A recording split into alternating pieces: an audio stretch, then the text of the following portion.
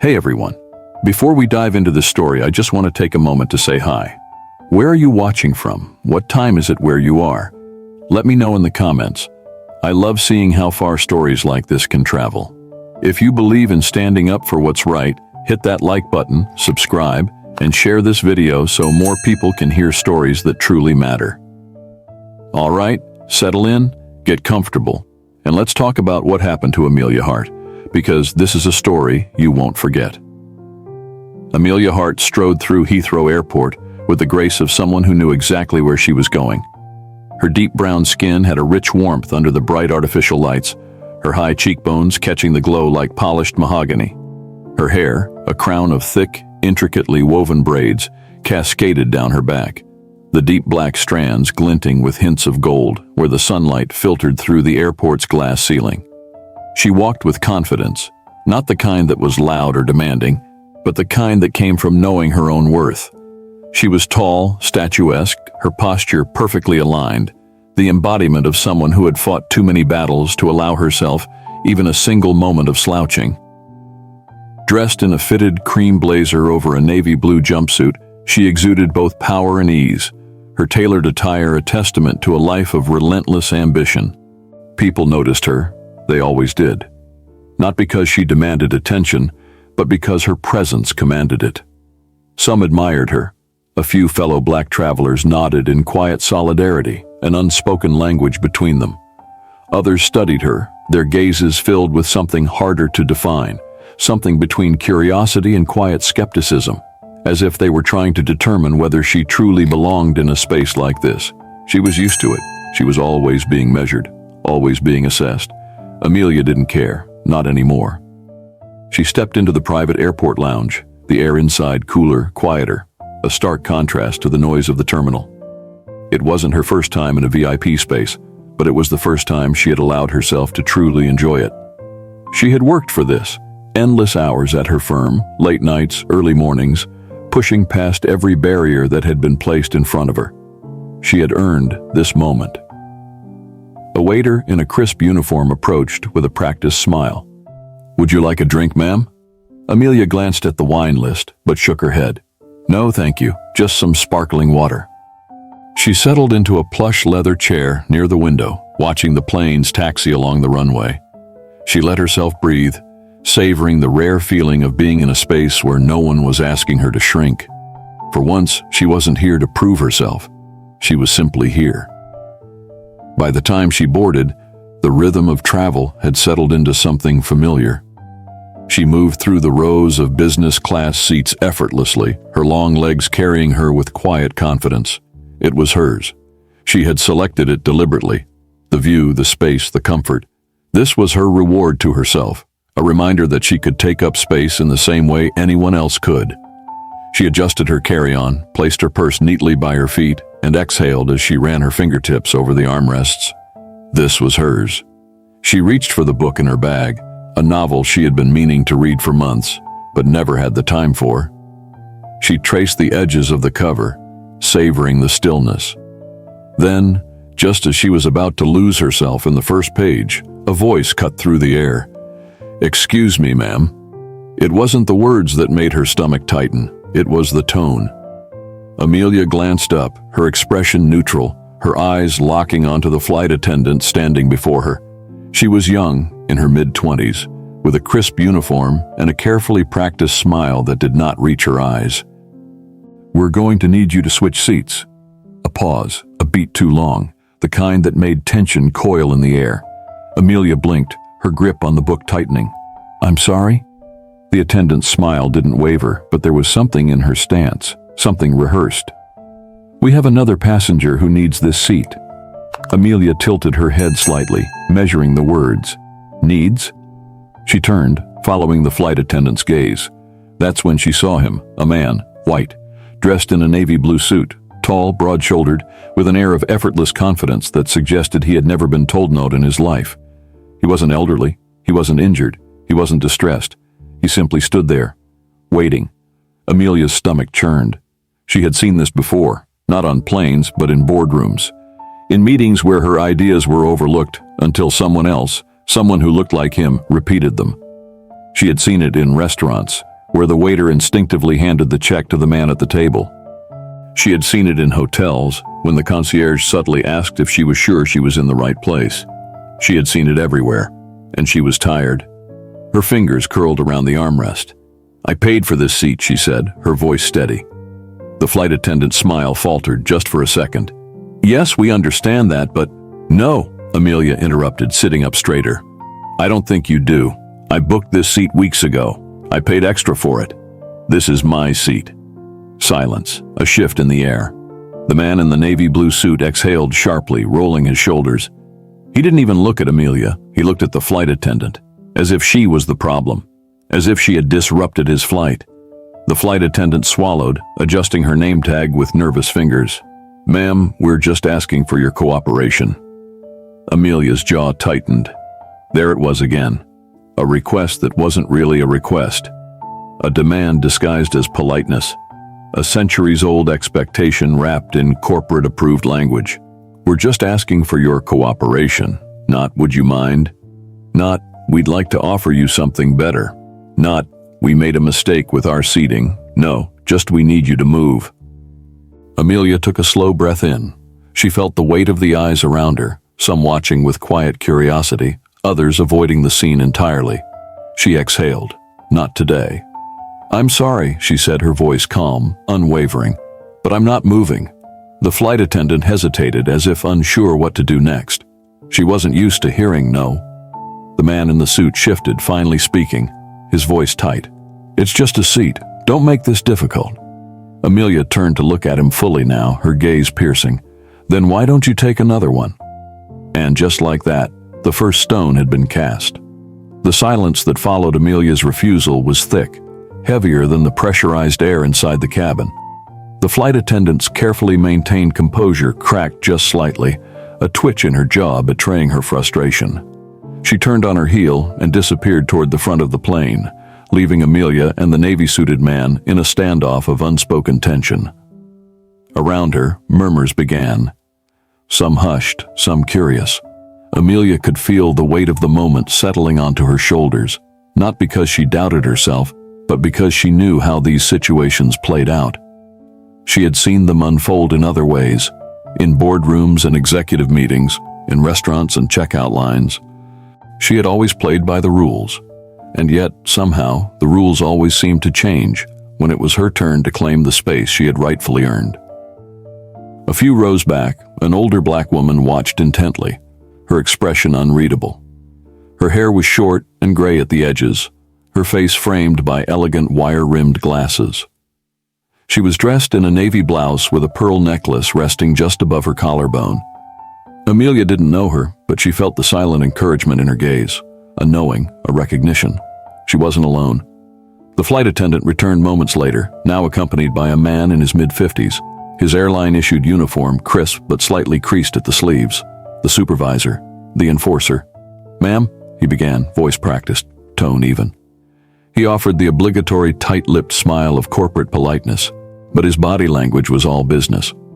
"I understand there's been some confusion about seating." "No confusion," Amelia said evenly. "This is my seat." The supervisor's eyes flicked toward the man still standing beside them, the man who hadn't once spoken to Amelia directly. He cleared his throat. "We have a situation here. We'd appreciate your cooperation." There it was again, that word. Amelia smiled, slow and deliberate, before she spoke.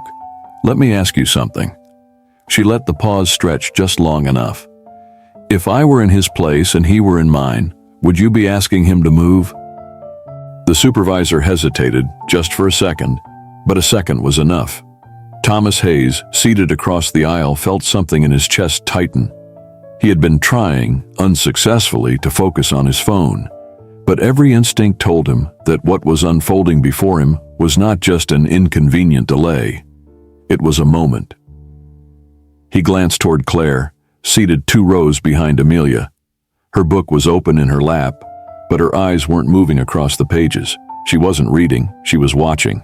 The older black woman in row 7 folded her arms, her lips pressed together, as though willing Amelia to hold her ground. In contrast, a man a few rows back sighed audibly, exasperated.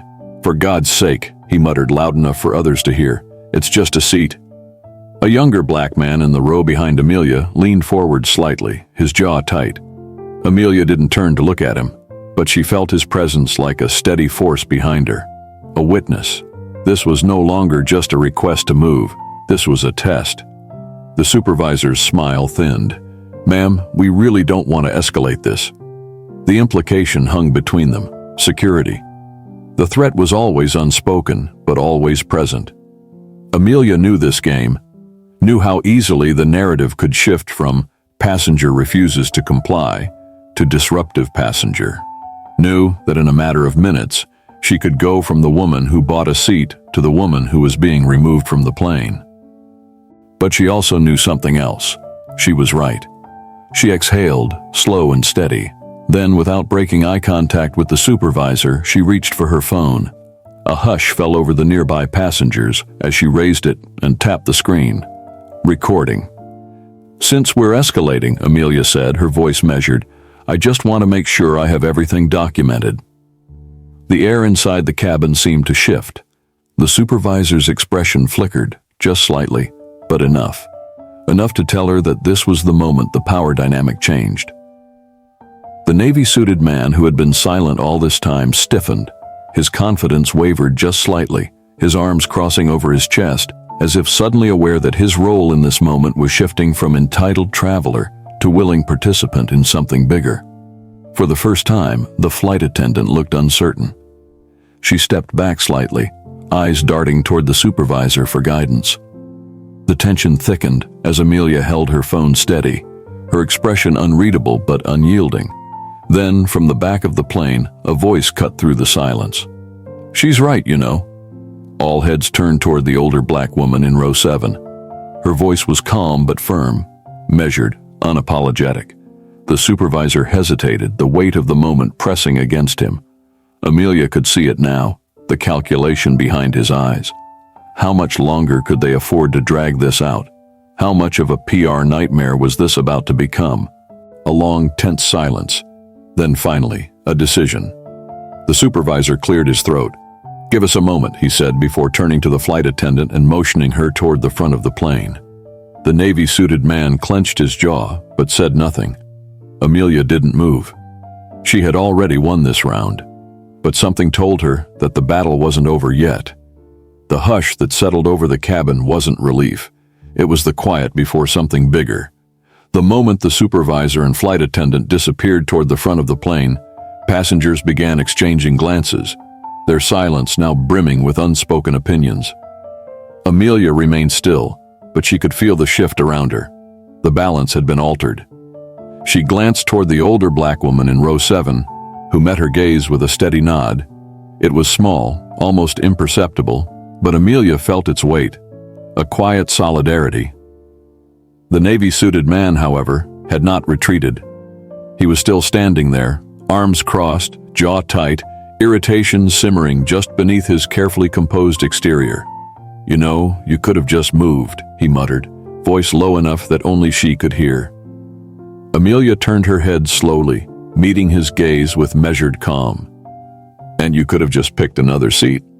His lips parted slightly, as if her audacity surprised him. Then his nostrils flared, and he exhaled sharply. "This is ridiculous." "No," Amelia replied, her voice even. "This is accountability." Claire's fingers tightened around the edges of her book. She hadn't flipped a page in at least 15 minutes. She wasn't sure why she suddenly felt nervous. She wasn't the one in conflict. And yet, something about this moment felt different from every other incident she had witnessed but ignored. She had spent a lifetime convincing herself that staying neutral was the safest option.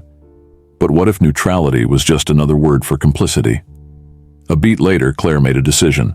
A small act, but an act nonetheless. She reached up and pressed the call button above her seat. Thomas watched the man in the navy suit shift uncomfortably. The man had walked onto the plane expecting the world to work in his favor.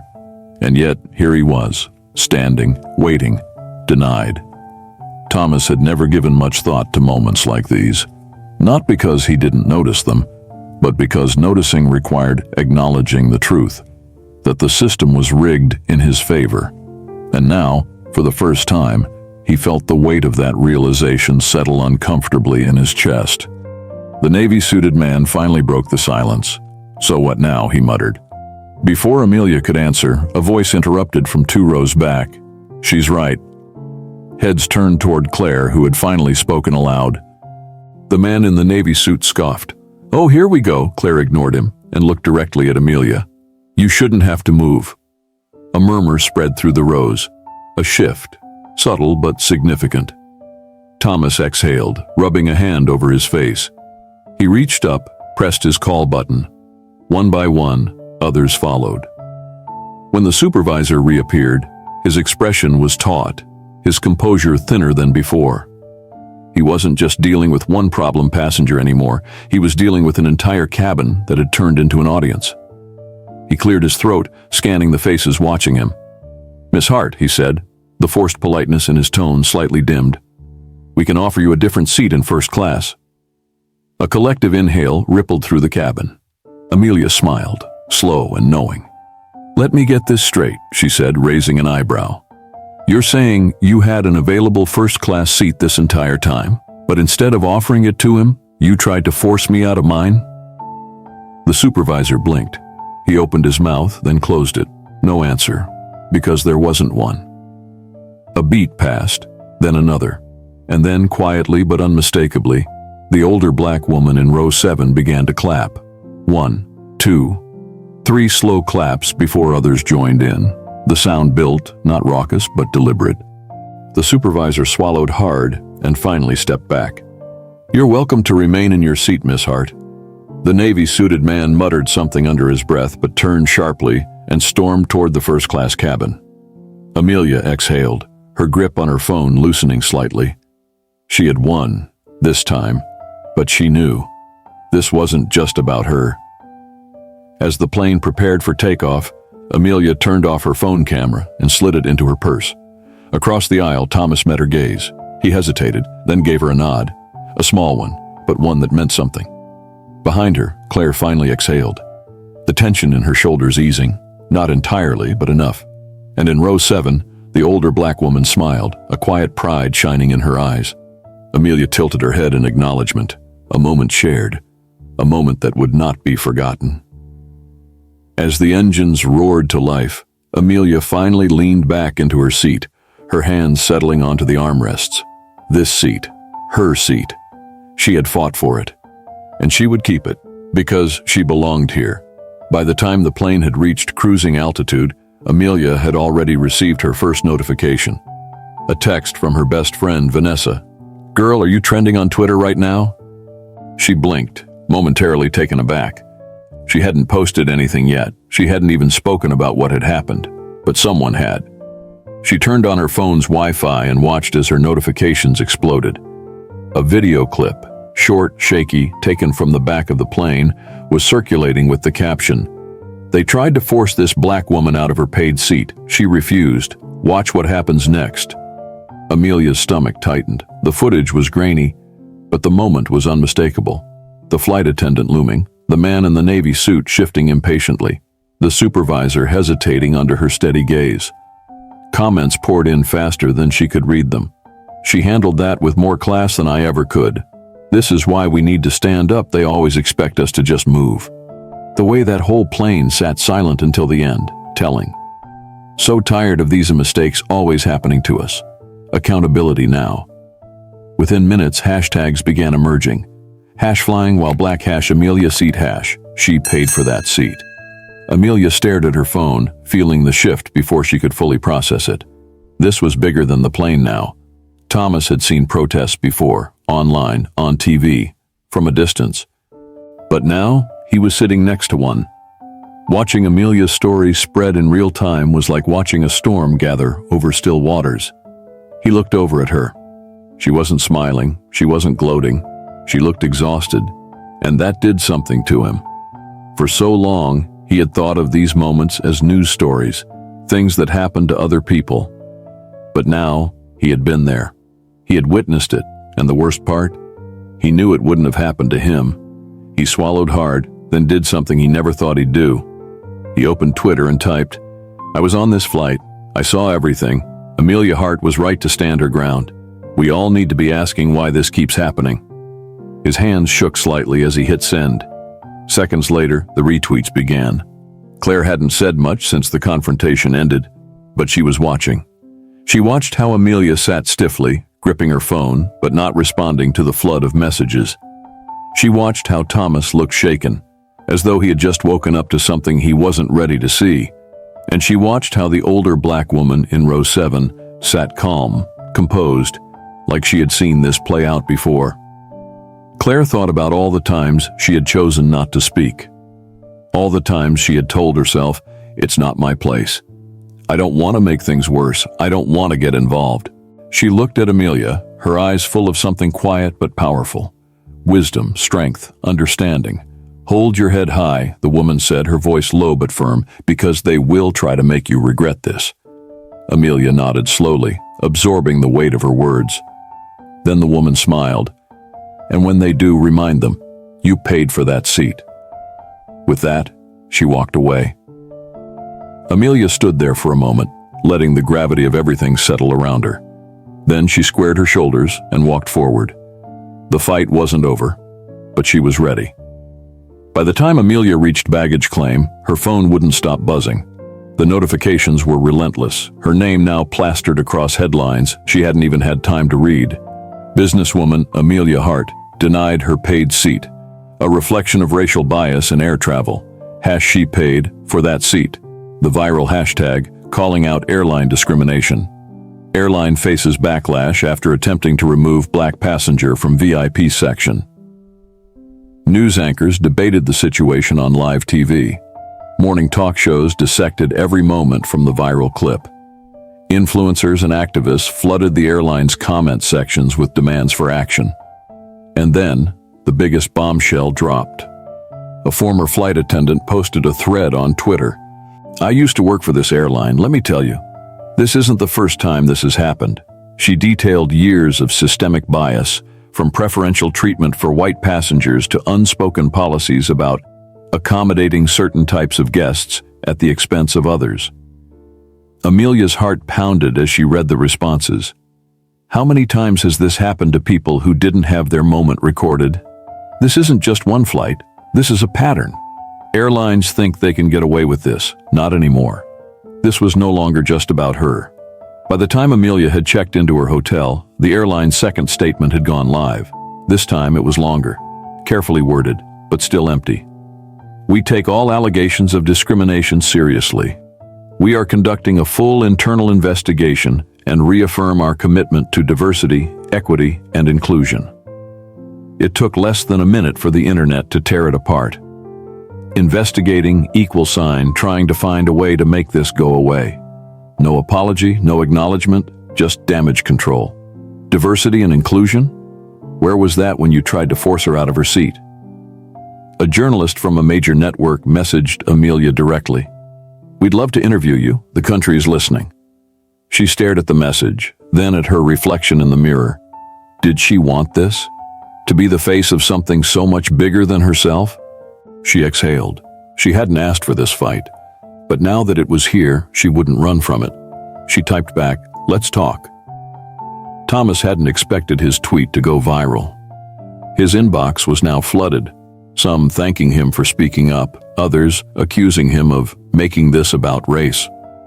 Someone had even sent him a direct message. "You should have just kept your mouth shut." For the first time in his life, he felt the weight of standing up for something. He wondered briefly what it would feel like to live with that weight every single day. Then he sent another tweet. "If speaking up makes you uncomfortable, ask yourself why." He put his phone down and stared out the window of his office. He was learning, finally. Claire had avoided confrontation her entire life. But now she couldn't unsee what she had seen. When she got back home, she opened her laptop and started typing. "To my fellow white passengers who sat in silence on that flight, we need to do better." She hesitated, then kept going. If you were uncomfortable watching what happened to Amelia Hart, imagine living with that discomfort every day. Next time, speak up. Don't let someone stand alone. She hit post. Then she closed her laptop and took a deep breath. Under growing pressure, The airline finally released a third statement. But instead of apologizing, they did what corporations always did when they felt trapped. They blamed Amelia. The passenger in question refused multiple attempts at accommodation and created an unnecessary disruption. The backlash was immediate. "Oh, so now it's her fault?" She stood her ground. "You tried to remove her. Now you're trying to rewrite history. Boycott this airline. They aren't learning, they're doubling down." Amelia read the statement and laughed. It wasn't a funny laugh. It was the kind of laugh that came when you were past anger, when you had nothing left to give but truth. She turned her camera on, took a deep breath, and hit record. Her video was only 2 minutes long. "I paid for my seat. I followed every rule, and they still tried to take it from me." She looked directly into the camera, unapologetic, unafraid. "This isn't just about me. It's about every black traveler who has been told, without words, that they don't belong in first class, in boardrooms, in spaces they've earned." She let her words hang in the air. Then she finished. "I'm done asking for permission to exist. Are you?" She hit post. Within an hour, the video had 2 million views. Within a day, it had 10 million. By the end of the week, the airline's CEO was on live television issuing a formal apology. And Amelia? She had changed the conversation forever. A group of civil rights attorneys announced that they were filing a discrimination lawsuit on behalf of past passengers who had experienced similar treatment. Several black travelers came forward with their own stories, adding pressure on regulatory agencies to step in. And then the final blow came. A major corporate partner severed ties with the airline, citing concerns over mishandled bias-related incidents. The airline's stock plummeted overnight. Investors panicked. Board members demanded immediate changes. Amelia didn't smile, but she did feel something close to justice. A week after the incident, Amelia sat in a cafe, sipping her coffee as her phone buzzed with messages. Offers, interviews, speaking engagements. People wanted her to become the face of something much larger than this one moment. She had a choice. She could return to her life, let this be a moment in history that people referenced before moving on. Or she could step into something bigger. Her fingers hovered over her phone before she opened her email. There, at the top of her inbox, was a message from an advocacy organization. "We'd love to work with you. Let's change the industry together." She took a deep breath. This fight wasn't over. She typed back, "Let's do it." Thomas didn't stop speaking up. His single viral tweet had led to opportunities he never expected: panels, discussions, corporate conversations about allyship. He no longer stood on the sidelines. Claire changed the way she moved through the world. She started calling out injustice when she saw it, learning how to use her privilege to amplify voices rather than replace them. One moment on a plane had changed them forever. A month later, the airline quietly fired several executives involved in mishandling the situation. A passenger rights bill was introduced in Congress, pushing for stricter policies against bias in air travel. The industry was watching and changing. Amelia had never set out to be a symbol, but in the end, her refusal to move was the start of something bigger. As she walked into her next meeting, one that would shape future policies, she smiled to herself. She had fought for her seat, and now she was making sure no one else would have to.